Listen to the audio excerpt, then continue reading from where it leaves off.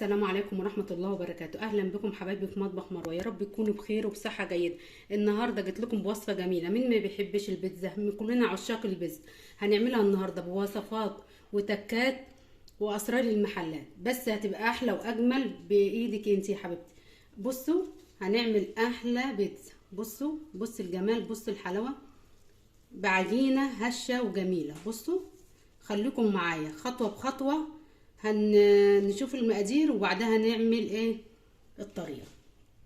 بسم الله الرحمن الرحيم. هبدا الاول بصلصه البيتزا. نص كيلو طماطم ومخرطه عليه بصلايه واربع فصوص ثوم ونرفعهم على النار، وربع كوبايه ميه عشان الطماطم كده كده هتنزل ايه ميتها، ونسيبهم على النار لما يستوي. هنجيب بوله ونحط فيها كوبايه من الميه، معلقه من الخميره او باكو من الخميره الفوريه، ومعلقه صغيره من الملح، ومعلقه من السكر. وكل المكونات دي هنخلطها مع بعض، وهنخلط المكونات كلها دي مع بعض. والخميره اول ما تبقيها عملت فقاقيع كده يبقى هي كده الخميره سليمه. هنزل بتلت من الكوبايات المعياريه دي زيت. الزيت بيخليها طريه وهشه وجميله. ونخلط كل المكونات دي برضو مع بعض. بصي يا حبايبي، الخميره كده عملت فقاعات، يبقى كده الخميره كده ناجحه تمام كده. وهننزل بالدقيق 3 كوبايات دقيق، يعني حوالي نص كيلو دقيق. ونخلط برضو الدقيق من المكونات اللي احنا عملناها دي. نخلط كل المكونات دي. هعمل لكم احلى بيتزا جميله وهشه وطريه. خلاص كده عجينها بايدي بقى يا حبايبي. العجن من 10 دقايق ل7 دقايق.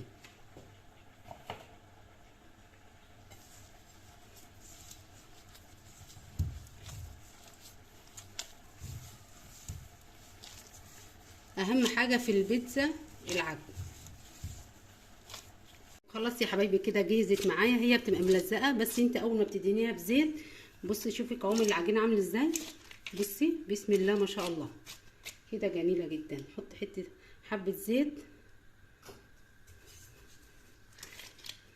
وعلى العجينه ونغطيها بقى ونسيبها ايه ساعه تختمر.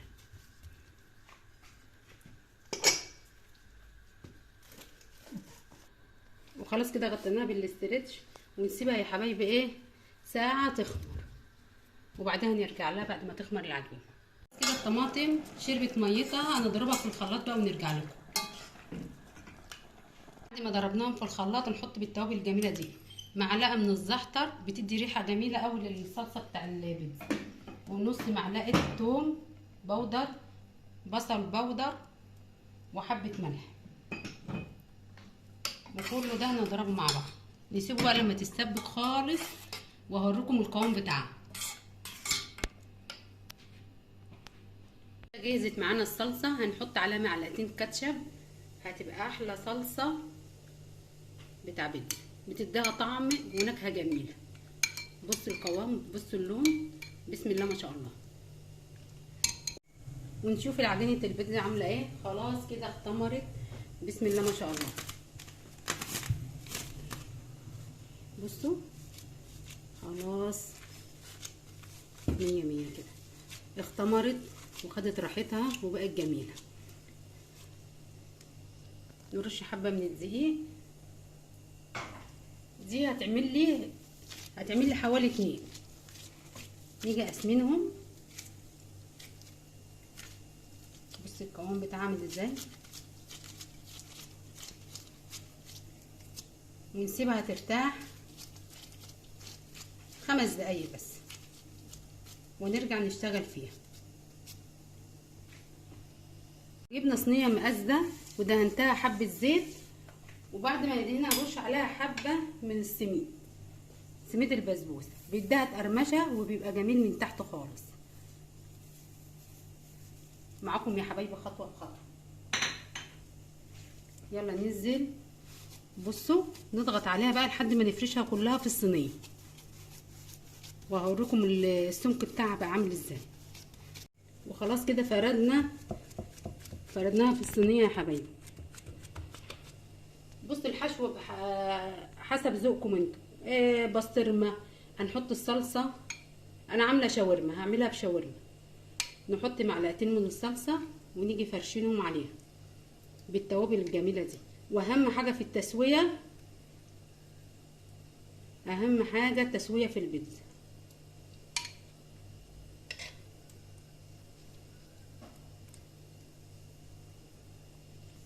ونعملها بالشوكه كده يا حبايبي. هي المفروض الخطوه دي قبل ما نحط الصلصه، بس نغزها كده بالشوكه.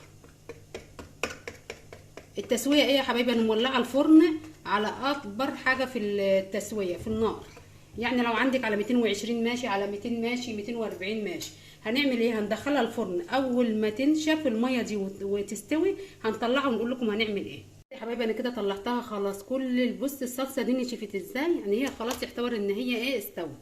ننزل عليها بقى بالجبنه الموتزاريلا. ننزل وهي يعتبر ما هي استوت احنا حطيناها، وبعد كده ندخلها تحت الشوايه. انا عندي شاورما، عامله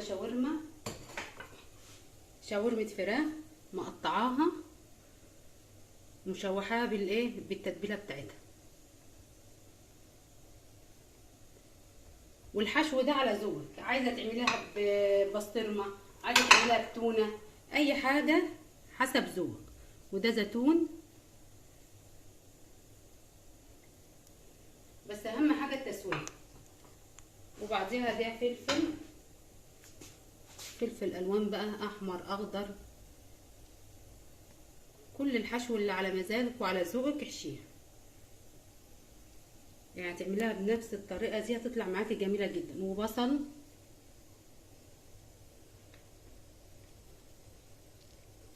يعتبر ان هي كده استوت.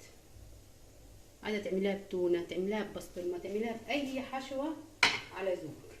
وننزل بباقه الجبنه الموتزاريلا. وحبايبي نطفي الفرن من تحت ونشغله من فوق. هي بس الجبنه دي تسيح بس، وتقدميها سخنه، عشان لو قدمتيها بارده الجبنه الموتزاريلا دي مش هتمط معاكي. ايه رايكم؟ وكده هدخلها الفرن. بس حاولي ما انت الجبنه ما تحطهاش في الاحرف عشان ما تسيحش وتلزق في الصينيه. ندخلها الفرن وهرجعها لكم بعد ما تستوي. حبايبي بسم الله ما شاء الله الجبنه ساحت وزي الفل. انا مش عايزاها تاخد بس هو الصفران ده، يعني مش عايزاها تحمر قوي. بصي يا حبايبي نقطعها. بص الجمال، بسم الله ما شاء الله. احلى بيتزا هتعمليها. امشي على الخطوات.